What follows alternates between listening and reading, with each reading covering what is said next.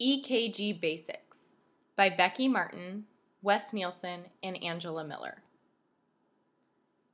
First, we'll start with the anatomy of the heart. You have the sinoatrial node, or the SA node, the atrioventricular node, or the AV node, the right atrium, left atrium, right ventricle, and left ventricle. The cardiac cycle. The number 1 here represents the SA node, which is the pacemaker cell of the heart. It is located in the right atrium and it regulates the activity of the heart. The electrical signal begins at the SA node and it spreads across gap junctions throughout both atria before arriving at the atrioventricular node, which is number 2 right here. The AV node is the only electrical contact between the atria and ventricles. Therefore, any action potential intended to reach the ventricles must pass through the AV node. The transmission of the action potential through the AV node takes about 100 milliseconds to complete. During this time, the atria complete depolarization, contract, and empty their blood into the ventricles. Following the AV node delay, the wave of depolarization descends to the bundle of His and the left and right bundle branches located within the interventricular septum. The rapid spread of depolarization is finally distributed throughout the ventricles via the Purkinje fibers. As the electrical signal moves through the heart, this is what is generated. Each portion relates to a specific activity within the heart, which we will look at now. Just a quick disclaimer, the EKGs shown in this presentation represent healthy, normal hearts as seen from the viewpoint of lead 2. First, we will start with the P wave. As the electrical impulses travel through different areas of the heart, they produce various waves. The first wave seen is the P wave. The first half of the P wave reflects depolarization of the right atrium. The downslope of the P wave reflects depolarization of the left atrium. The P wave is usually seen in an upright or positive direction. It is smooth, upright, and there should be one before each QRS complex. It can be calculated to be no more than 0.11 seconds in duration and no more than 2.5 millimeters in height. The PR segment begins at the end of the P wave and continues until the end of the horizontal line. That is, until the QRS segment begins. This segment is usually isoelectric. It represents the time after atrial depolarization to the onset of ventricular depolarization. During this time, the impulse travels from the AV node through the bundle of His and Purkinje fibers. It lasts between 0.12 and 0.2 seconds. The PR interval is the duration of time from the beginning of the P wave to the beginning of the Q wave. It represents the start of atrial depolarization to the onset of ventricular depolarization.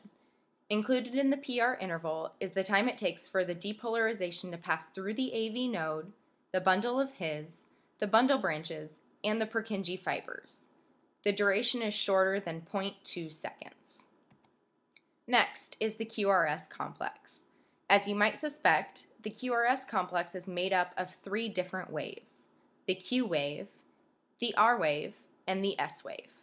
Collectively, they represent the depolarization of the ventricles.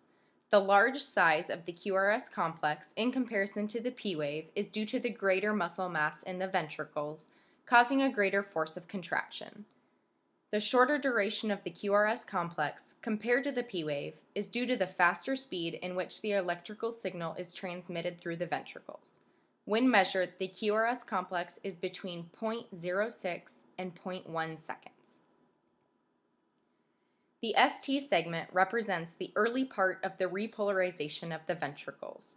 It begins at the J point, which is where the isoelectric line begins after the QRS complex, and extends to the beginning of the T wave. Usually, this area is isoelectric, but it can have a very small elevation or depression prior to reaching the T wave. The ventricles at this point in the cardiac conduction cycle are said to be in a depolarized state or in an early repolarization state. The T wave represents ventricular repolarization. The absolute refractory period is present during the beginning of the period and continues until the peak, at which time the relative refractory period begins. During the absolute refractory period, no depolarization can take place. During the relative refractory period, a stronger than normal stimulus would be required to initiate another depolarization of the ventricles. A normal T wave is slightly asymmetric, with the peak closer to the end of the wave than the beginning. The QT interval represents the total time from the onset of ventricular depolarization through the end of ventricular repolarization. The QT interval varies in accordance to age, gender, and heart rate.